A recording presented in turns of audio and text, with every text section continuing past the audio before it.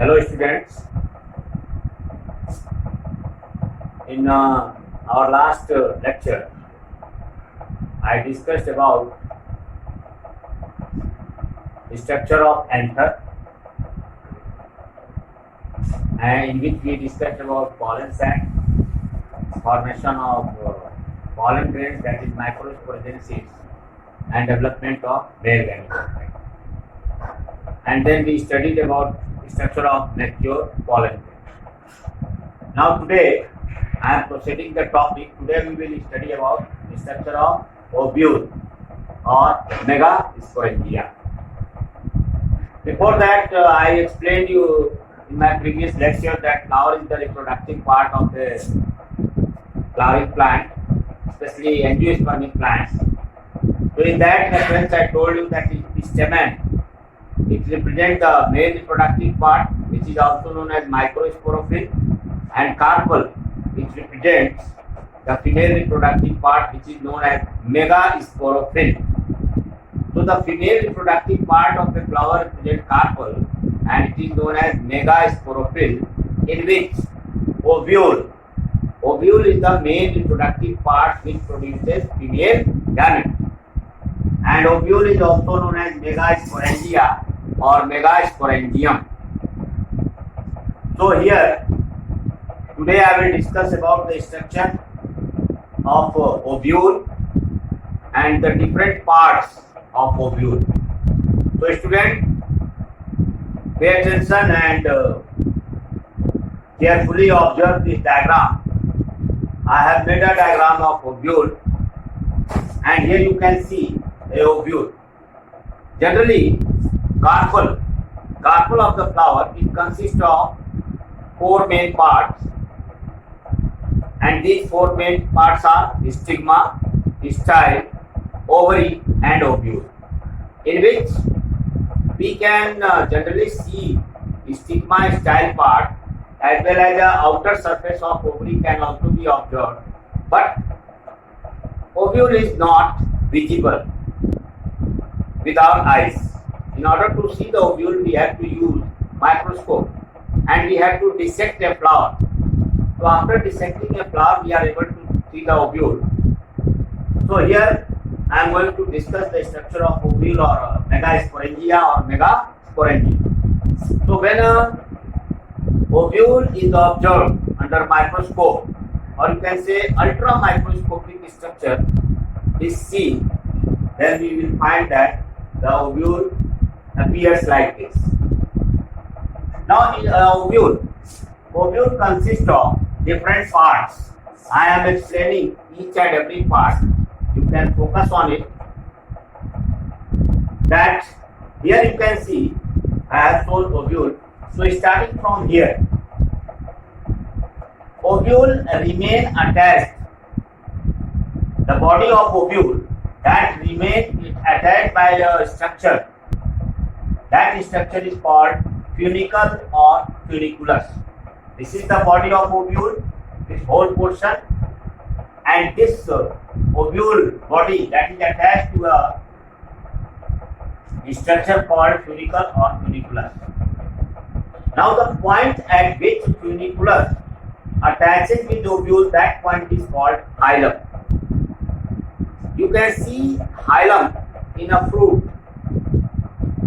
that part by which fruit hangs from the branches or stem of the plant.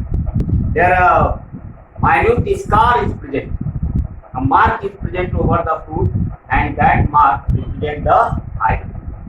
So funiculus is a structure by which ovule body is attached with it, and the point of attachment of funicle or funiculus with ovule body, that is called hilum. Now next you can see this end of ovule, it is known as chalaza. Chalaza lies always above the nucellus. So here this end of ovule, which towards which nucellus is found, that is called chalaza, and that end of ovule is called chalazal end. So here I have mentioned chalaza and chalaza end. So the part of ovule towards which nucleus lies, that is called chalaza and the end is called chalaza end. Next, the ovule body, it is covered by two membranes. Two membranes cover the ovule body. One is called outer one and the other one is inner one. So outer covering of ovule, that is called outer integument, and the inner covering of ovule, that is called inner integument. So these are the integument means covering. Integument word means covering. So ovule body is covered by two coverings. One is outer and other is inner. So outer one is known as outer integument and inner one is known as inner integument. Next, if we see inside more ultra microscopic structure inside the ovule, meristematic nature of cells are present. Means ovule is filled with cells which are meristematic in nature. Meristematic means capable of cell division and they are totipotent cell also. So these cells, they are called nucleus, and the cells or this region is called nucleus, and the cells of nucleus, they are called nuclear cells. Now nuclear cells or nucleus helps in development of female gametes. Next, inside ovule another structure is present, and that structure is called embryo sac. A spherical, oval to spherical structure is present which is known as embryo sac, and embryo sac is only known as female gametophyte. Other name for embryo sac is female gametophyte, and embryo sac contains female gametes. Now inside the embryo sac, you can see there are 8 cells. 8 cells are present inside the female gametophyte or embryo sac. 3 are lying one side, 3 are lying other side, and 2 are lying in the middle. So inside the embryo sac, the 3 cells which are lies towards chalaza end, these 3 cells, they are called antipodal cells.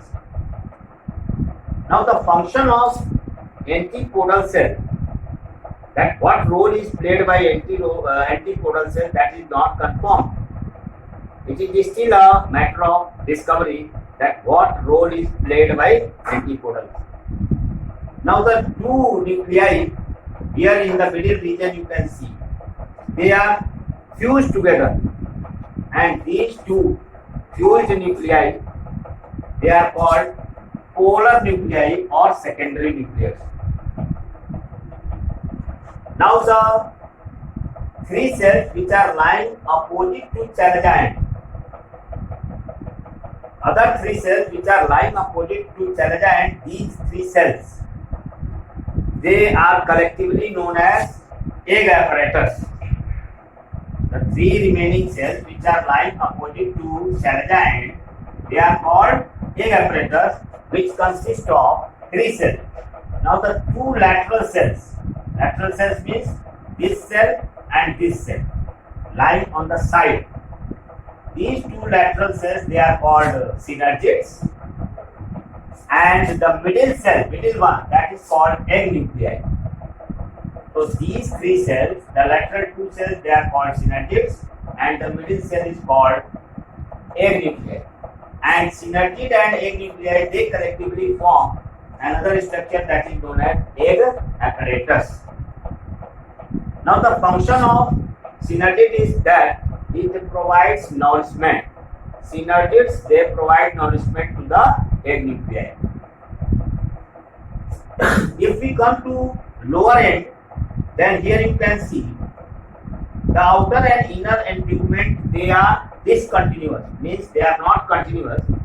At one end, they form a gap, and this gap of integument, that is called micropyle, and the region of ovule where micropyle is present, that end is called micropylar end.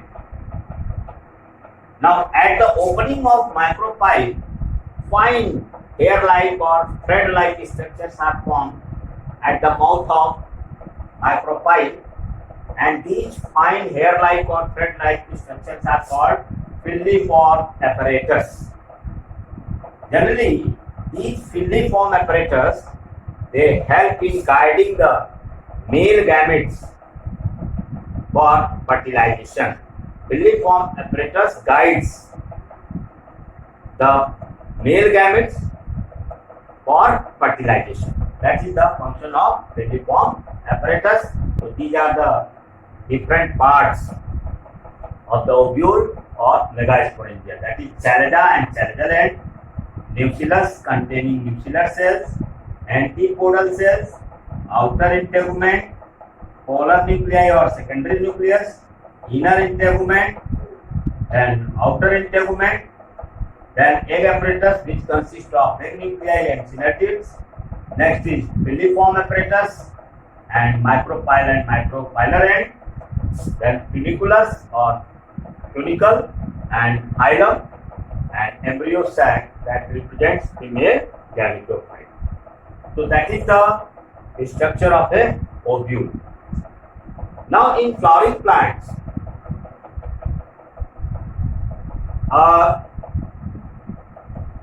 when we observe the ovule structure of different flowering plants, among the different group of flowering plants, different families of flowering plants, it is reported that among the flowering plants, 5 types of ovules are reported. Means in angiospermic group of plants, they are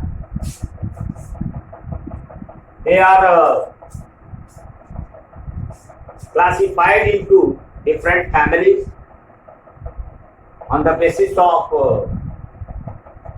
taxonomy. So these families of angiospermic plants, they possess different types of ovules. So among flowering plants, 5 types of ovules are reported, and I will explain these 5 types of ovules in my next lecture. So by the time you observe or see the video carefully and go through your textbook, and if you have related problems, you ask your problems, I will discuss them.